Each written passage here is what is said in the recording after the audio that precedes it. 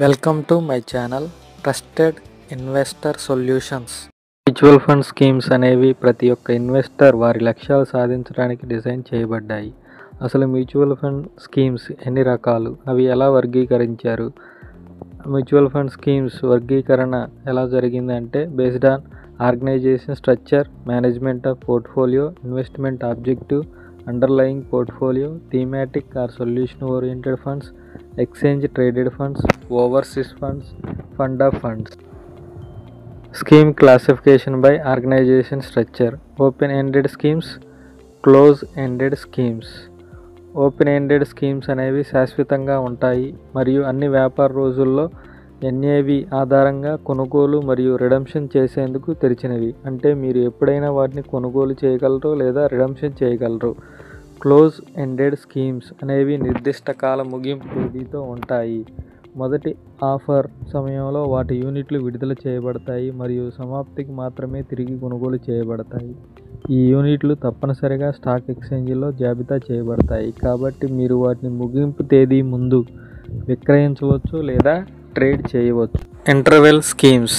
ఇవి నిర్దిష్టమైన సమయ వ్యవధిలో మాత్రమే కొనుగోలు, రిడమ్షన్ చేయవచ్చు. ఈ ట్రాన్సాక్షన్ పీరియడ్ కనీసం 2 రోజులు ఉండాలి మరియు 2 ట్రాన్సాక్షన్ పీరియడ్ల మధ్య కనీసం 15 రోజుల గ్యాప్ ఉండాలి.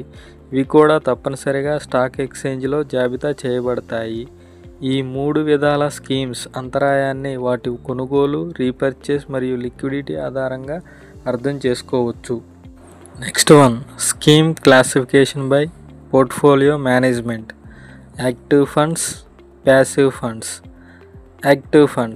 యాక్టివ్ ఫండ్స్లో ఫండ్ మేనేజర్ ఆస్తుల కొనుగోలు, నిలుపుదల చేయడం లేదా అమ్మడం, అలాగే యాక్టివ్ పోర్ట్ఫోలియోను సృష్టించడానికి మరియు నిర్వహించడానికి వివిధ వ్యూహాలు కలిగి ఉంటారు. అలాగే యాక్టివ్ ఫండ్స్లో తమ పోర్ట్ఫోలియో ఉన్న స్టాక్స్ను ఎంచుకోవడం మరియు స్టాక్ సెలెక్షన్ విషయంలో కూడా చురుగ్గా ఉంటాయి. యాక్టివ్ ఫండ్స్లోని కొన్ని ముఖ్యమైన విషయాలు ఇప్పుడు చూద్దాం. యాక్టివ్ ఫండ్స్ తమ పెట్టుబడుల స్ట్రాటజీ మరియు స్టైల్ని ముందే స్కీమ్ ఇన్ఫర్మేషన్ డాక్యుమెంట్ SIDలో వివరిస్తారు. బెంచ్ మార్క్తో పోలిస్తే మెరుగైన రిటర్న్స్, ఆల్ఫా రిటర్న్స్ యాక్టివ్ ఫండ్ల ద్వారా పొందవచ్చు. అంటే స్టాండర్డ్ మార్కెట్ కంటే అధిక లాభాలు అందించాలన్నది యాక్టివ్ ఫండ్స్ మేనేజర్ వారి యొక్క లక్ష్యం. అలాగే యాక్టివ్ ఫండ్స్లో రిస్క్ మరియు రిటర్న్ అనేవి అనుసరించిన స్ట్రాటజీ ఆధారంగా మారతాయి. అంటే ఫండ్ మేనేజర్ ఎంచుకునే పద్ధతులు, స్టాక్స్, మార్కెట్ పరిస్థితులు వీటిపై ప్రభావం చూపుతాయి. యాక్టివ్ ఫండ్లో స్టాక్స్ను ఎంపిక చేయడానికి స్టాక్స్ విభిన్న పద్ధతులను, స్ట్రాటజీస్ను అనుసరిస్తారు. సాధారణంగా యాక్టివ్ ఫండ్స్లో ఫండ్ మేనేజర్ యొక్క పాత్ర చాలా ముఖ్యం. ఆయన తీసుకునే నిర్ణయాలు ఫండ్ యొక్క ప్రదర్శనపై ప్రభావం చూపుతాయి. ప్యాసివ్ ఫండ్స్ ఒక నిర్దిష్ట ఇండెక్స్ లేదా బెంచ్ మార్క్ని అనుకరించే పోర్ట్ఫోలియోని కలిగి ఉంటాయి. ఉదాహరణకి index funds and ETFs. Index funds ఒక నిర్దిష్ట ఇండెక్స్, ఉదాహరణకి నిఫ్టీ 50 లేదా సెన్సెక్స్ను అనుసరిస్తాయి. ఎక్స్చేంజ్ ట్రేడెడ్ ఫండ్స్, ETFs కూడా ఒక ఇండెక్స్ను అనుకరించే ప్యాసివ్ ఫండ్సే.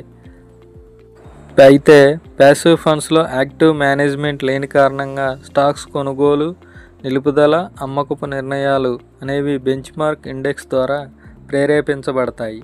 అయితే యాక్టివ్ ఫండ్స్ మరింత రిస్క్ ఉన్న అధిక లాభాలు సాధించే అవకాశం ఉంది. ప్యాసివ్ ఫండ్స్లో లో ఎక్స్పెన్స్ రేషియో అంటే తక్కువ ఖర్చుతో స్థిరమైన లాభాలు పొందవచ్చు.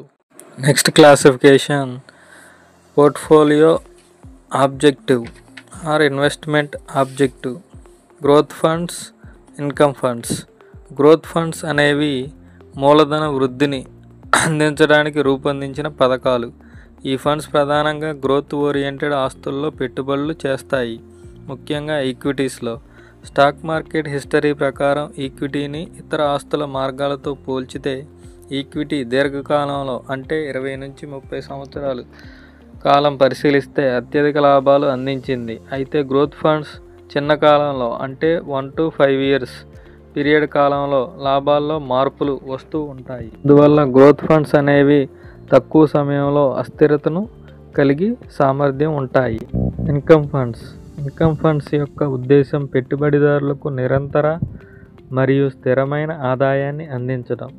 ఇన్కమ్ ఫండ్స్ ఫిక్స్డ్ ఇన్కమ్ సెక్యూరిటీస్లో పెట్టుబడులు చేస్తాయి. ఉదాహరణకి కార్పొరేట్ బాండ్స్, డిబెంచర్స్ మరియు గవర్నమెంట్ సెక్యూరిటీస్. ఫండ్ యొక్క వాపసులు ఈ పెట్టుబడులపై సాధించిన వడ్డీ, ఆదాయం మరియు సెక్యూరిటీల విలువలోని మార్పుల ద్వారా వచ్చిన క్యాపిటల్ గెయిన్స్ నుంచి వస్తాయి. ఫండ్ సరైన వాపసులు అందించడం అంటే ఆదాయాన్ని పంపిణీ చేయాలి, అయితే ఆదాయం పొందే హామీ లేదు. వాస్తవాలు సెక్యూరిటీల టెన్యూర్ మరియు క్రెడిట్ క్వాలిటీపై ఆధారపడి ఉంటాయి. లిక్విడ్ ఫండ్స్, ఓవర్నైట్ ఫండ్స్ అనేవి లిక్విడిటీ మరియు ప్రిన్సిపల్ ప్రొటెక్షన్ అందించే పెట్టుబడి ఎంపికలు. ఇవి సరిపోలిన వాపసులతో ఉంటాయి. మనీ మార్కెట్ ఇన్స్ట్రుమెంట్లో పెట్టుబడులు చేస్తాయి. ఇవి 91 రోజులకు మెచ్యూరిటీ అవుతాయి. ఈ ఫండ్స్ యొక్క వాపసులు మార్కెట్లో ఉన్న షార్ట్ టర్మ్ వడ్డీ రేటుపై ఆధారపడి ఉంటాయి. ఇవి షార్ట్ టర్మ్ పీరియడ్ కోసం ఇన్వెస్టర్స్ తమ దగ్గర ఉన్న అధిక నిధులను నిలిపే పెట్టుబడికి అనువైన మార్గం. మనీ మార్కెట్ ఇన్స్ట్రుమెంట్స్లో అసలు ఏమున్నాయి? Commercial papers, commercial bills, treasury bills, government securities, call లేదా notice money, certificate of deposit మరియు రిజర్వ్ బ్యాంక్ ఆఫ్ ఇండియా నియమించు అన్ని ఇతర ఇన్స్ట్రుమెంట్స్.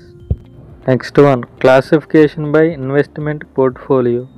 మ్యూచువల్ ఫండ్ ఉత్పత్తులు అవి తమ బేసిక్ పోర్ట్ఫోలియో కాంపోజిషన్ ఆధారంగా వర్గీకరించబడ్డాయి. ఫస్ట్ లెవెల్ కేటగరైజేషన్, ఇది ఆస్తి తరగతుల ఆధారంగా వర్గీకరించబడుతుంది. ఉదాహరణకి ఈక్విటీ, డెట్ మరియు money market instruments, gold. Second level organization, ఈ వర్గీకరణ స్ట్రాటజీలు మరియు స్టైల్స్ ఆధారంగా ఉంటుంది. ఇవి పోర్ట్ఫోలియోను తయారు చేయడానికి ఉపయోగిస్తారు. ఉదాహరణకి income funds, dynamic bond funds, infrastructure funds, large cap, mid cap, small cap equity funds and value funds. అయితే పోర్ట్ఫోలియో యొక్క నిర్మాణం ఎలా జరుగుతుంది? అది స్కీమ్కి ఉన్న పెట్టుబడి లక్ష్యాల ఆధారంగా జరుగుతుంది. ఈ విధంగా మ్యూచువల్ ఫండ్స్ విభిన్న ఆస్తి తరగతులు, అసెట్ క్లాసెస్ మరియు స్ట్రాటజీల ఆధారంగా వర్గీకరించబడ్డాయి. ఇది పెట్టుబడిదారులకు వాడి పెట్టుబడుల గోల్ని బట్టి సరైన ఫండ్ ఎంపిక చేయడంలో సహాయపడుతుంది. Thank you for watching. Please like, share, subscribe our channel.